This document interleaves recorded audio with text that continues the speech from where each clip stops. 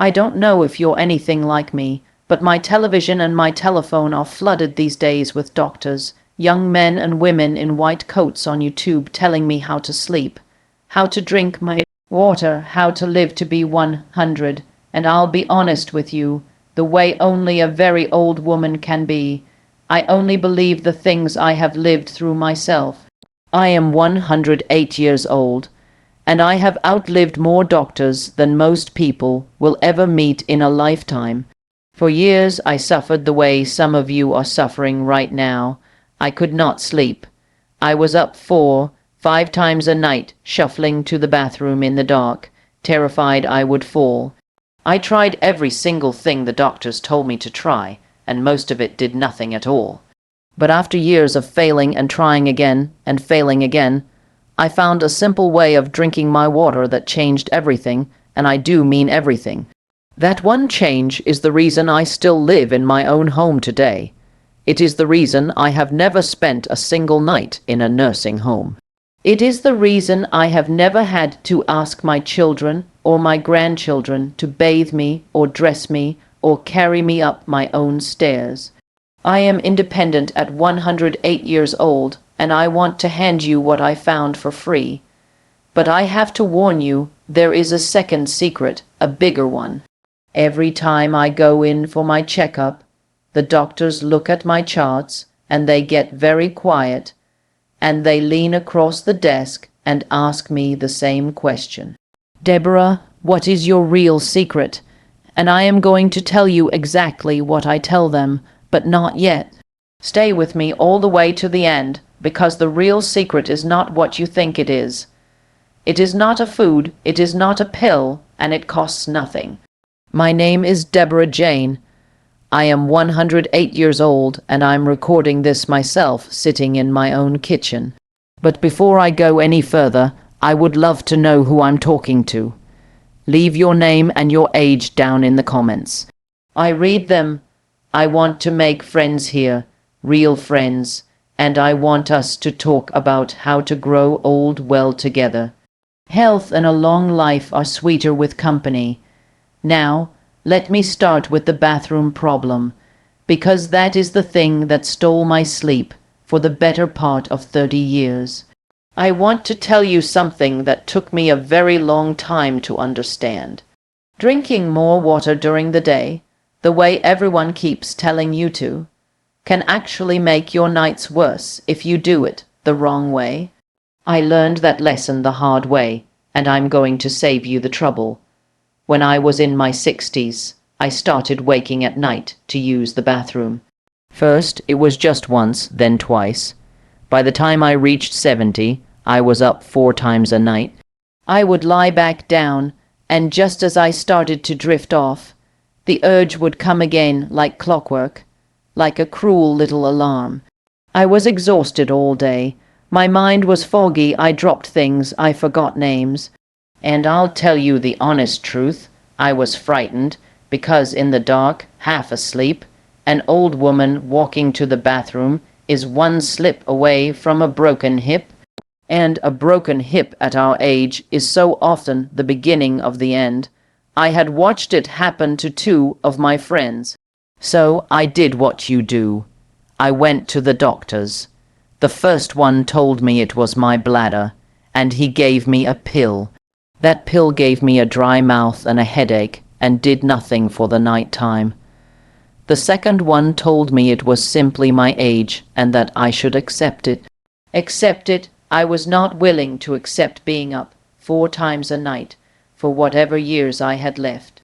The third doctor told me to just drink less water altogether, and that advice nearly put me in the hospital, because I got so dehydrated I grew dizzy and weak and almost fell in my own hallway. Not one of them, not a single one, told me the thing that finally worked, and it was free. Here is the first thing I changed, and it is the foundation that everything else sits on. I changed when I drink my water, not how much when. For most of my life, I did it completely backwards, and I would bet my last dollar that you do too. I barely drank anything in the morning. I wasn't thirsty. I had my coffee, and that was that. Then, in the late afternoon and the evening, I'd suddenly realize I had hardly had any water all day, and I would drink and drink to make up for it, right up until I turned out the light. Tea after supper, a tall glass of water on the nightstand, juice while I watched my evening programs. That is exactly the wrong way around, and here is why. Your kidneys do their finest work earlier in the day while you are up and moving about. So, here is what I do now. First thing in the morning, before my coffee even, I drink 1 full glass of water. Then I make sure to drink most of my water before 2:00 in the afternoon. I keep a little pitcher right on the counter, and I see to it that it's mostly empty by then. After about 4:00 in the afternoon, I only sip, and I stop drinking anything at all about 3 hours before I lie down for the night. When I first learned this, I felt like a fool for not knowing it for 70 years, but nobody had ever told me. I had been flooding my body with water at the exact hour. It was trying to settle down for sleep. Now, there is a reason this matters far more for us than it did when we were young, and I want you to truly understand it, because once you do, you will never forget it. When you are young, your body sends out a signal at night that tells your kidneys to slow down and hold the water until morning. Think of it like a night watchman walking through a factory telling everyone to shut things down for the evening. But as we get older, and the doctors have measured this carefully, that night watchman gets quieter. He doesn't call out the order the way he used to. So even a small amount of water in the evening, 2 or 3 glasses that would have meant nothing at all when you were 40, is now enough to keep your kidneys running all night and your bladder filling right back up. So the evening is simply not the time to drink. And I will tell you 2 more things to leave well enough alone after supper: coffee and anything with caffeine in it, and alcohol of any kind. Both of them tell that tired old night watchman to take the whole night off. A glass of wine before bed will have you up twice as often, I promise you. I gave up my evening cup of tea and moved it to the morning, and that one little change all by itself took me from 4 trips a night down to 3. But here is the change that surprised me the most of all, because it has nothing whatsoever to do with water. It is about salt. I'll explain it just the way it was explained to me by a kind young nurse who told me more in 5 minutes than 3 doctors had told me in 5 years. During the day, if you eat a lot of salt, and most of us eat far more than we ever realize, because it hides in bread and canned soup and lunch meat and almost everything in a package, your body holds onto extra water, and that water settles down low into your legs and your ankles. You might not even notice it. Maybe your socks leave a deep red mark by evening. Maybe your shoes feel tight at night when they fit just fine in the morning. Then you lie down flat in bed, and all that water that was pulled down in your legs suddenly has nowhere to go but back up into your body, back to your kidneys, and straight on into your bladder. That is the real reason so many of us climb into bed, feeling perfectly fine, and then have to get up an hour later. It isn't your bladder failing you. It is the water from your legs coming back to find you in the night. And there is real science behind this, not just an old woman's notion. A study in Japan with more than 300 people in it found that simply cutting back on salt took them from waking more than twice a night down to less than 1 and 1/2 times just from the salt. Nothing else, so I cut my salt right down. I read every label now with my glasses on. I stopped buying the canned soups and the deli meats that were quietly drowning me. And I do one more little thing, and this is the trick I am proudest of in all my years. In the late afternoon, before I start fixing my supper, I sit down in my chair and I prop my feet up on a little stool about level with my hips for half an hour. I let all that water drain back out of my legs while I'm still awake and sitting up so my body can handle it in the evening instead of at 2:00 in the morning. A simple pillow under your calves works every bit as well. Now, here is the beautiful part, and I want you to really hear this. These three things, drinking your water early, leaving the caffeine and the alcohol and the water alone in the evening, and cutting your salt while you put your feet up, they do not simply add together, they multiply. Each one makes the other stronger. When I started doing all three of them together, I went from waking 4 and 5 times a night down to waking once, and some blessed nights not at all. For the first time in nearly 30 years, I slept the night through. And when you finally sleep, my friends, everything changes.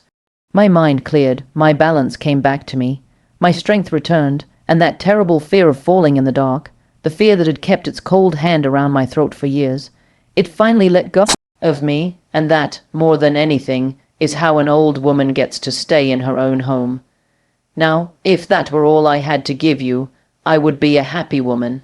Those few changes alone could give you back your sleep and your independence, but I promised you a bigger secret, the real one, the one the doctors lean across their desks to ask me about. And I have to be honest with you now, because at 108 years old, I am far too old to tell a lie. Drinking my water the right way is not the real reason I am still here. It is not the reason I am sharp and content and at peace at my age. The water fixed my nights, but something else entirely fixed my life, and it did not cost me 1 penny. Everyone who asks me my secret expects me to name a food, a vitamin, some expensive powder, some special tea, some little pill shipped in from another country. They want something they can hold in their hand and pay money for, and I understand why. We have all been taught to believe that health is something you go out and purchase. But the real secret to a long life, and a healthy one, is completely free. You cannot buy it anywhere. You can only practice it, and here it is. You must take care of your soul, because illness in the body, the great part of it, begins in the soul. I know just how that sounds coming from an old woman in her kitchen. So, let me tell you what even the scientists are now beginning to admit. They say that being sick is perhaps 30% the body and 70% the mind and the spirit. 70%. I did not learn that number from any study. I learned it from living 80 years the wrong way before I ever figured it out. I want to tell you the truth about who I used to be, because I think some of you will see yourselves in me, and I would far rather you recognize it now while you still have time than at 108, looking back. For most of my life, my youth, my middle years, all the way into my 60s, I lived in conflict, not the kind anyone could see. I never threw a plate. I never raised my voice in the street. On the outside, I was a polite, proper woman, but on the inside, my mind was at war every single day of my life. I was at war with the women I worked alongside. One of them was promoted ahead of me, and I carried that grievance like a stone in my chest for 20 years. I was at war with my relatives over an inheritance, over words that were spoken at a funeral, over who came to visit and who did not.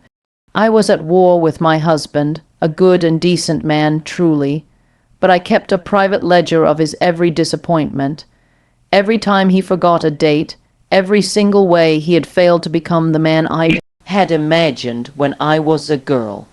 And God forgive me, I was even at war with my own children, not because they had done anything wrong, but because they did not call often enough, did not live the way I wanted them to, did not become the people I had quietly decided they ought to be. I never said most of it out loud, I simply carried it. I compared my life to everybody else's life, and I always came up short. Their house was nicer, their husband was kinder, their children were more successful. I worried about money even in the years when I had plenty. And underneath it all, every single day I carried the deep sour feeling that life had cheated me somehow, that I had been owed more than I was given, that people ought to be treating me far better than they did. Now I want you to hear me very clearly. That feeling, that constant low-simmering dissatisfaction is poison. It is slow and it is quiet, and it does not feel like it is killing you, but it is. It surely is, because here is what I finally came to understand. When you live in resentment for 40 or 50 years, your body lives there right alongside you. Your heart beats a little harder, your blood runs a little tighter through you, your stomach churns and sours, your sleep grows thin and broken, you hold tension in your shoulders, your jaw, your belly, and you never once set it down. And then you pile a poor diet on top of all of it. Too much salt, too much sugar, too little care for yourself, and the long years turn the whole bitter mixture into illness. The high blood pressure, the bad stomach, the aching joints, the sleepless nights. I gave myself half my ailments with my own bitter mind, and I never even knew I was doing it. So, please, I am begging you, do not waste your one and only life the way I wasted most of mine. Do not lie awake at 80 years old rehearsing an argument from 1962. Do not let the people who wronged you keep living rent free inside your body. It is not worth it. It was never once worth it. When I was in my late 60s, after my husband passed on, I finally learned a better way to live. I built my days around 3 simple principles, and I have lived by them faithfully ever since: truthfulness, compassion, and patience. And truthfulness first with myself. I stopped lying to myself about my own bitterness. I sat down and I admitted that I was an angry, envious woman, and only once I had told myself the truth could I begin to set the anger down. Being truthful means you stop pretending, and you look at your own heart honestly, however ugly the thing you find there. It is the hardest of the 3, and it has to come first because you cannot put down a weight you refuse to admit you are carrying. Compassion second, toward other people. This one healed me more than any medicine ever could. When I truly began to consider what other folks were carrying, my husband's quiet burdens that he never spoke of, my children's own struggles, even that woman at work who was promoted ahead of me, who I learned years later was holding her whole family together through a terrible private sorrow at the time, when I started to feel for other people instead of forever measuring myself against them, my own troubles grew smaller. That is the strange and wonderful gift of compassion. When you genuinely care about someone else's pain, you forget to keep nursing your own. And patience third, patience in the face of suffering. There will be hard days, my friends. There will be pain and loss and sickness, no matter how well you learn to drink your water. I have learned to meet those days without bitterness now, to endure them with a quiet heart, to accept the things I truly cannot change, and to finally let go of the demand that life owes me anything at all. I believe in my own faith that meeting hardship with patience instead of resentment settles old debts and opens the way toward a better future in this life, and perhaps in the next one, too. You may believe differently than I do, and that is perfectly all right. But I promise you this much is true, regardless of what you believe. A patient heart heals a body faster than an angry one ever could. I did not become a peaceful woman overnight. It was a practice, the very same way the water was a practice. Every single morning, I sit quietly for a little while before the day begins. I turn the 3 principles over in my mind, and I ask myself honestly where I failed them the day before. Where was I not truthful? Where was I unkind to someone? Where did I let the old impatience and resentment slip back in through the door? Let me give you just one story, so you know I am not speaking in clouds. For 9 long years I did not speak one word to my younger sister. 9 years over a foolish thing about our mother's old house. I had decided firmly that I was the wronged party, and I held on to that decision the way you grip a railing on the stairs. When I first began this practice, her name sat right at the very top of my list.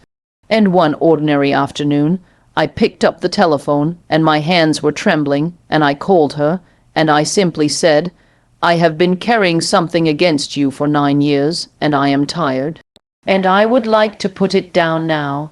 She began to weep, and so did I.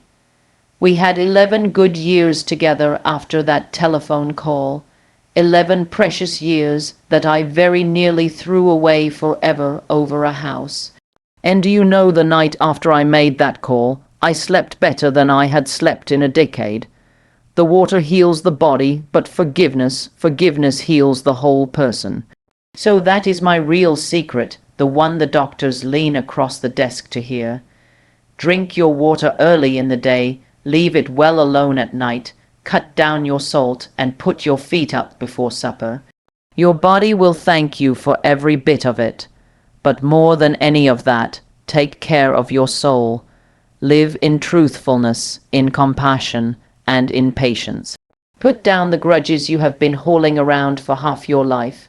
They are far heavier than you know, and you do not have to carry them one single night longer. I am 108 years old. I live in my own home. I sleep through the night now, and my heart, after all of these long years, is finally light. Now do this for me before you go. Leave me your name and your age in the comments below, and tell me just one thing, one grudge or one worry that you are ready to set down at last. I will read every single one of them. We are going to grow old well, you and I, together. Compassion is not a relationship between the healer and the wounded. It's a relationship between equals. Pay my children, love and compassion are necessities, not luxuries. Without them, humanity cannot survive. Dalai Lama Roman 14. If you want others to be happy, practice compassion. If you want to be happy, practice compassion. Dalai Lama Roman 14. Compassion is the basis of morality. Arthur Schopenhauer. Our human compassion binds us the one to the other, not in pity or patronizingly, but as human beings who have learned how to turn our common suffering into hope for the future. Nelson Mandela. A kind gesture can reach a wound that only compassion can heal. Steve Maraboli. Compassion isn't some kind of tough love or a strict regimen. It is a gentle, unfolding process. Sharon Salzberg.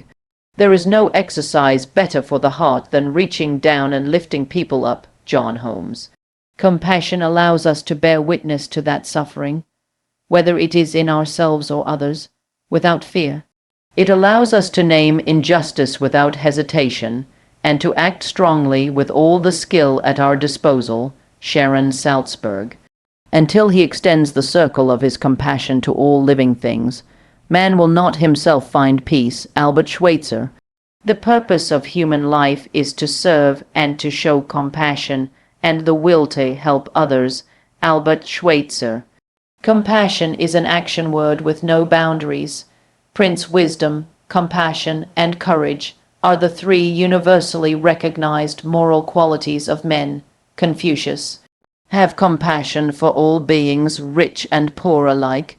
Each has their suffering. Buddha. Use your voice for kindness, your ears for compassion, your hands for charity, your mind for truth, and your heart for love. Anonymous. Compassion is to look beyond your own pain to see the pain of others. Yasmin Moged.